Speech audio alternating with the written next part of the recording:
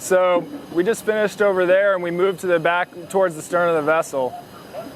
What we're going to talk about a little bit over here is some of the pollution hazards for the vessel while she's sitting at the pier. There's all sorts of things to look at here. We could look at hull growth.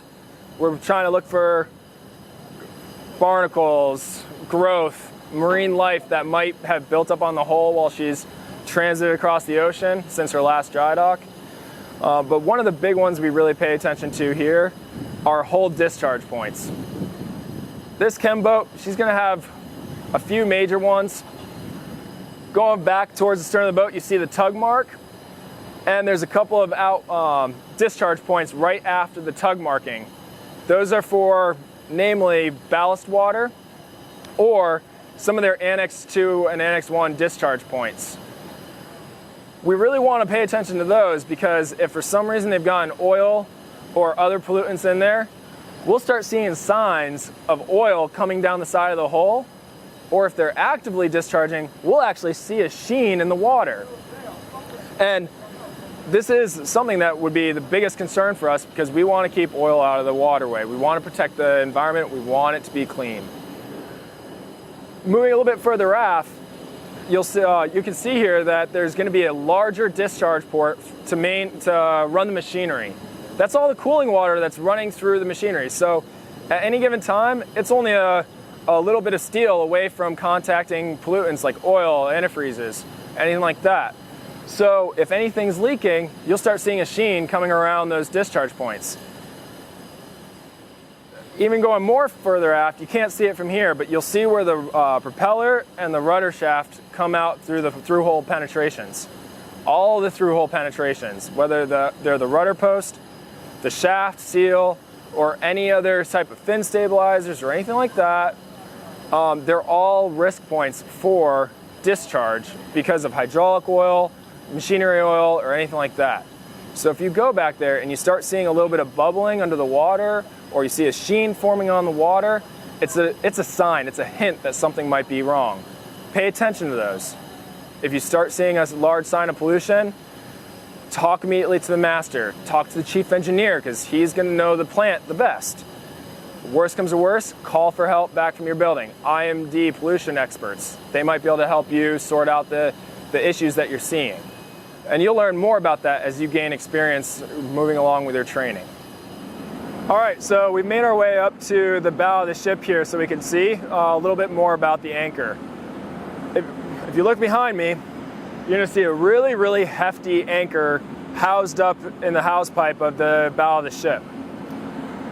Solus is pretty simple when it comes to the anchor. They've got to have one. It's more the classification society's job to make sure that it's suitable and how many anchors they're supposed to have. When we're looking at the anchor, we want to make sure, one, it's there, and two, it's not fouled up by mud or organisms or anything like that, or any type of discharge coming through the pipe that has oil in it. It's very rare to see that, but it's something to be aware of and always keeping your eye on. All right, so while we're up at the bow of the ship here, it's a great opportunity to talk about some of the other things that I really like to look at. We discussed the load line and some other markings earlier, but up here you can see the forward draft marks, and these are really helpful because they help the chief officer and the master of the vessel direct how they trim the vessel with ballast, cargo loading, and how they want to set up the ride of the ship. And it's really simple. If you just look at it, you'll see contrasting color marks that tell you how much the water line is above the keel of the ship. In this one, it's a foreign deep draft vessel, so it's going to be in meters. At the top, 12 meters. Then you see the large 10 meters, 8, and it just goes down. If you look at the stern of the ship, you'd see the same thing. If things look a little trimmed by the bow or riding, sitting heavy in the stern, have the talk with the chief officer or the master. They'll be able to tell you if they're currently shifting ballast or taking on cargo and they're working on compensating that. It's their job, but you can have that conversation with them and see what their plan is and kind of learn a little bit about their operations at the same time. I also like to pay attention to some of the other hull markings and kind of working forward to aft. first one you see is this upside down P. The upside down P just means that it has a bulbous bow. The bulbous bow is really kind of cool because you don't see it, but when you see that mark, you know that a part of the ship is extending beneath the waterline forward of what you're seeing right now. And the whole purpose of it is just to have a more efficient hull for transit across the ocean. The next mark after there looks like a prop, and it's probably what you think it is.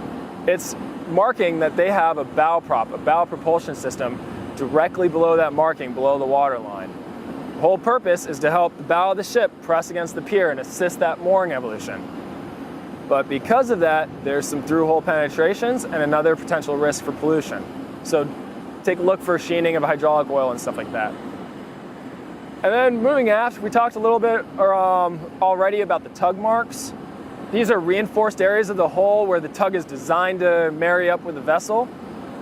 And the other one that's really kind of something to keep in your back pocket are the cargo compartments. As you move aft on the vessel, you'll see these little white lines by the deck. And each one of these is going to say, this is cargo area 1, cargo area 2. And as you move down the vessel, you'll get an idea of how the vessel's laid out. One, it makes it for a much easier conversation when you're talking to the captain saying, I want to head up to the number 1 tank or whatever. But two, it also gives you a good idea of what might be below deck. It gives you a little bit of a visual reference. On this vessel today, we don't really have much for side doors, scuttles, or ramps or anything like that. But during your training, you might see some vessels, like roll-on, roll-off carriers, cruise ships, sometimes some container ships. They'll have doors or access points just above the waterline. These are going to be really important to watch when you do your pier walk, your vessel examination. You're going to be looking for water tightness, signs of them not closing properly, and signs of pollution. There's hydraulics involved, especially with roll-on, roll-offs. There's vehicles moving back and forth across these ramps. So it's a high risk of pollution and runoff on these points.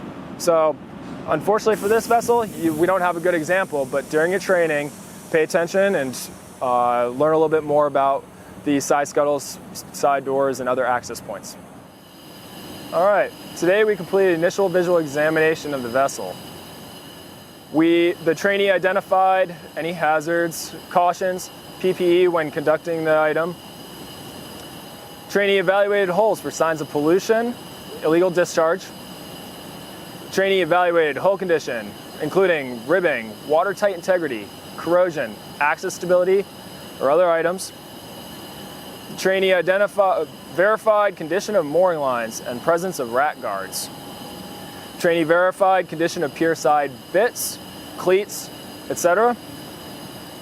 Trainee verified hull for required markings. Trainee examined side scuttles, shell doors, and cargo ramps. Trainee verified presence and condition of anchor chain.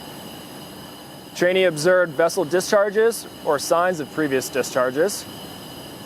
Trainee verified vessel's means of escape or access.